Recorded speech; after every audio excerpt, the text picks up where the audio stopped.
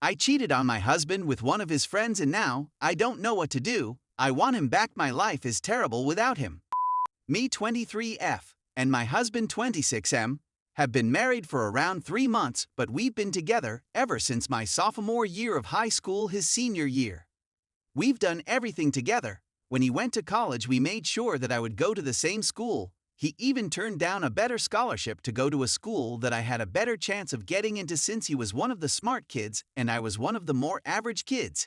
And when he finished, he immediately started working so that he could support us, and I dropped out because he knew I hated school. He works as a software engineer right now, leaving company unnamed obviously.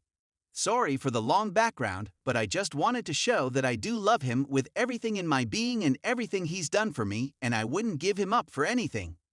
I stay at home and take care of the typical cleaning and cooking and house maintenance, so we have a good relationship and we both put in a lot of work to make sure things stay afloat. Before I get into this, I should say that my physical attraction to him wasn't the same as when we were in college. Ever since he started working, he started to work out less and doesn't come to the gym with me as often. He's not fat or anything, but it's obvious he doesn't have as much muscle, and the things he had early in college, like his six-pack, which he knows I used to love, are long gone. Maybe less working out reduced his testosterone, also because the intimacy isn't as frequent, and when we have it, it's not like it used to be. Starting a couple of months ago, one of his better friends that I will call David started coming over to hang out. Usually I don't like his friends in our place so frequently, but me and David instantly clicked.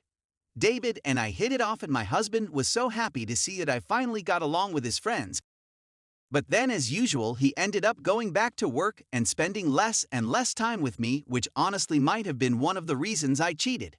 When we were about to get married, he promised me we wouldn't fall out of touch like in the movies, and that he wouldn't abandon me for work, but that's exactly what I feel like happened. David started swinging by a couple of hours before my husband got home to wait for him comfortably, so we started hanging out. We did everything together that I felt like my husband should have taken the time to do with me. We binged Netflix, talked about SOO much, went out to movies. Whenever people saw us, they said I looked happier, and at that point I think you was. David started swinging by to hang out with me more than my husband, so he came earlier and earlier, and soon it was just at the beginning of the day, as long as he didn't have class. He's working on his master's. One morning when he came by and we started to binge Netflix, I didn't have as much clothes on as usually because he came at like 9, which was slightly earlier than expected, but I was already so comfortable with him it didn't matter. I only had a big shirt on and some underwear, and I didn't even realize until it was too late that I wasn't wearing a bra, so I felt awkward. Then David, as a joke, took off his clothes and only had a shirt and his boxers and climbed into bed next to me saying it was undies time, and he was abnormally close, but I ended up moving in even closer. He put his hand on my thigh and I ended up moving to sit in between his legs, and before I'd even thought about it, he turned me around and he started grinding an erection onto me and I kissed him. I didn't intend for it to go further than that, but he was everything that my husband wasn't anymore. He was still built, and I could tell he really wanted me more than my own husband had, so we ended up having intimacy. I trusted him, of course, so we never used protection throughout that day, and he gave me the opportunity to feel ways and do things I hadn't done in so long. I thought I would feel bad right after, but I didn't. I was only really excited that I was desired and wanted and satisfied again.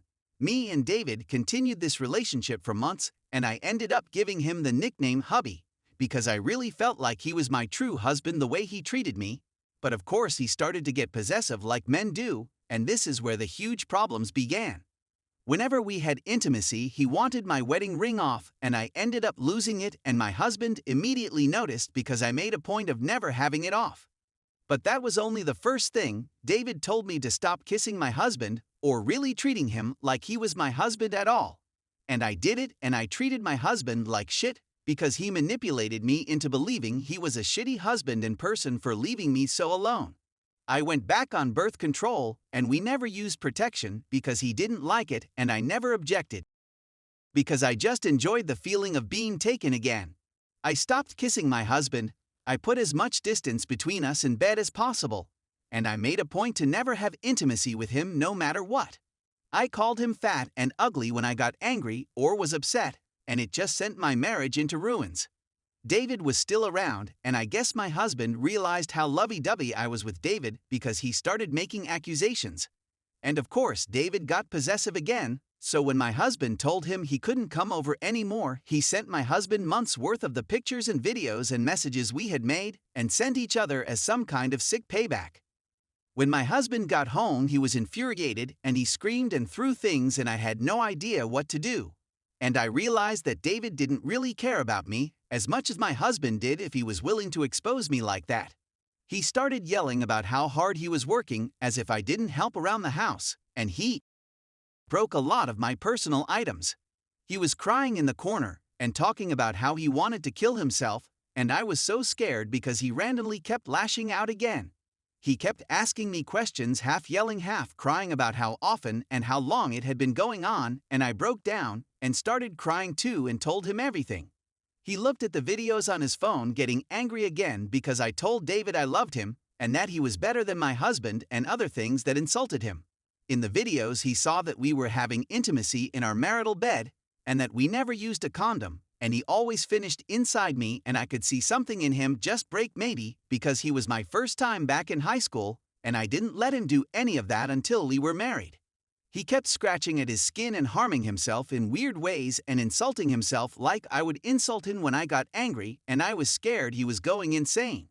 Thankfully, the neighbors called the police due to the yelling, although they took his side a little more than mine, and they asked me if I had somewhere else to stay, so I don't know if they hospitalized him or not.